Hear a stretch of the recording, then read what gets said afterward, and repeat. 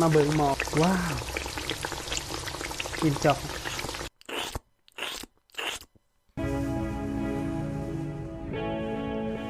ทันว้าวผักกับเป็นตาแสบแท้มาเบิ่งหมอกว้าวกินจอกกับซีนไก่ผสมกันเลย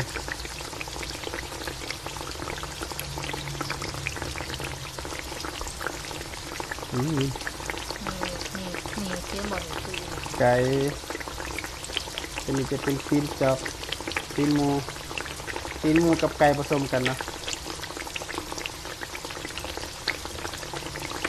จะทำการต้มอีกชั่วโมงนึง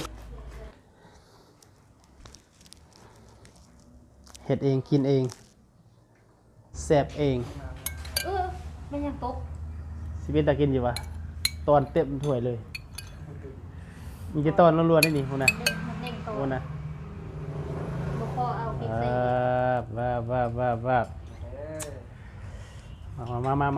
มาลุยอันนี้เสื่องตอนไว้เด้อตอนมันอยู่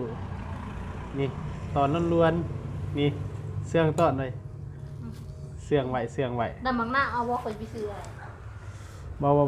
ใส่เลยดิเอาใส่ซอสเนาะลุยเลยบัดนี้ถ้วยใหญ่ๆเนาะนี่นานกินน้ำมันจนแห้งเบิด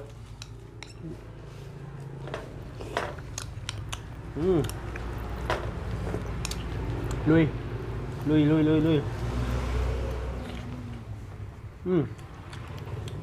แซ่บนัว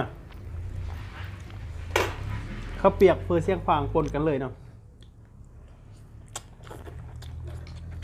นี่คุยยังเกิดแล้ว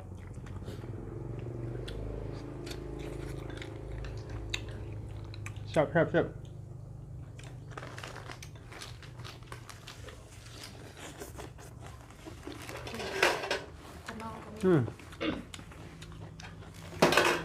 ดำเค็มพริกหน่อยเนี่ยแซ่บเลยดำพริกชื่อกันนะซอส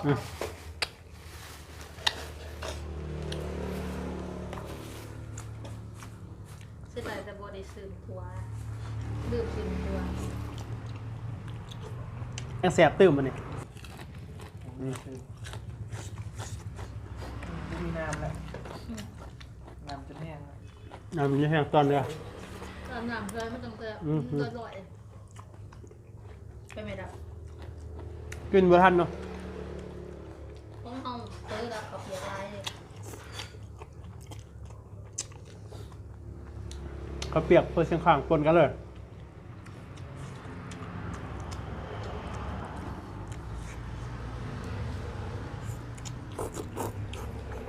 กินไว้อะไรนะแซ่บเซบอกเขายึดคล้ายได้บ้างได้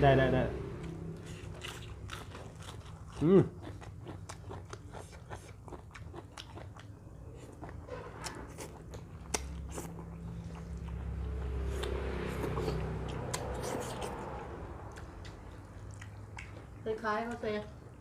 ไม่นึงมันเขาก็ใส่น้ำมันย่อยน้ำเบิดเนาะตอนลายหด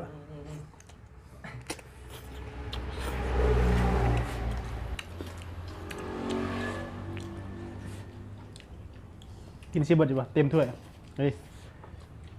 นี่เต็มถ้วยกินตอนมาดิ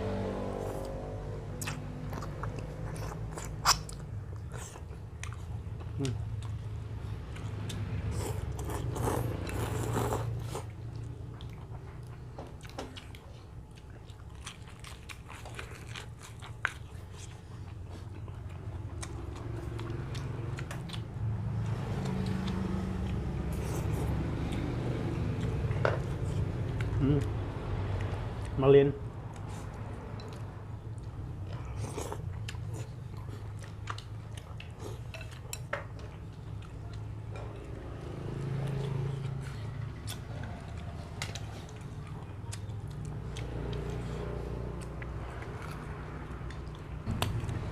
บุฟเฟ่ต์ตัวนั้นมันเดียว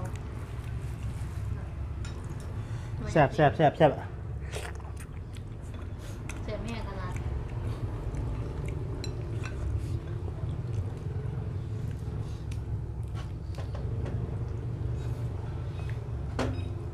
อ้าวกินแบบนี้เลยแหละ กินเบิดทางกก หนวดกินหมูแซ่บกันนะ เบิดละ ด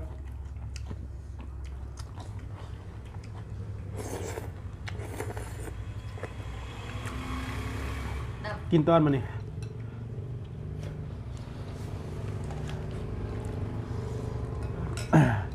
เอา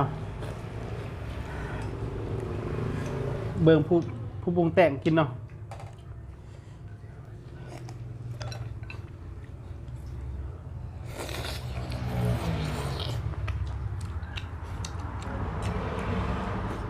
ตั้งใจ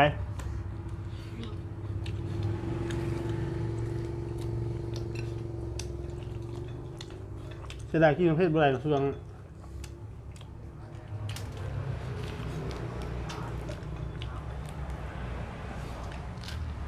เด็กก่อน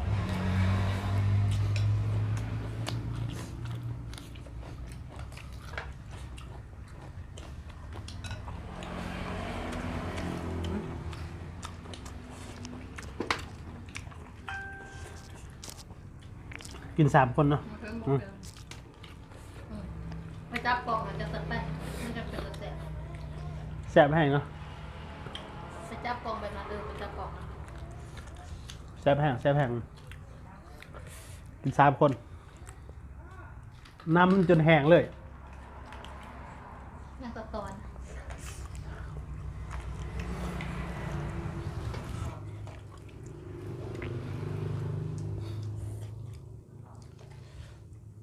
ควายกินหญ้าเนาะ พวกอย่างที่ไก่กินของวงเนาะตายกินของวงเนาะ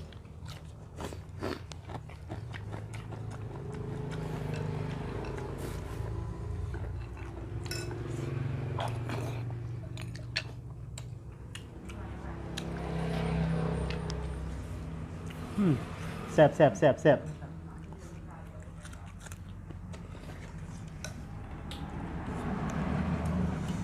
ทิ้งเอาบ่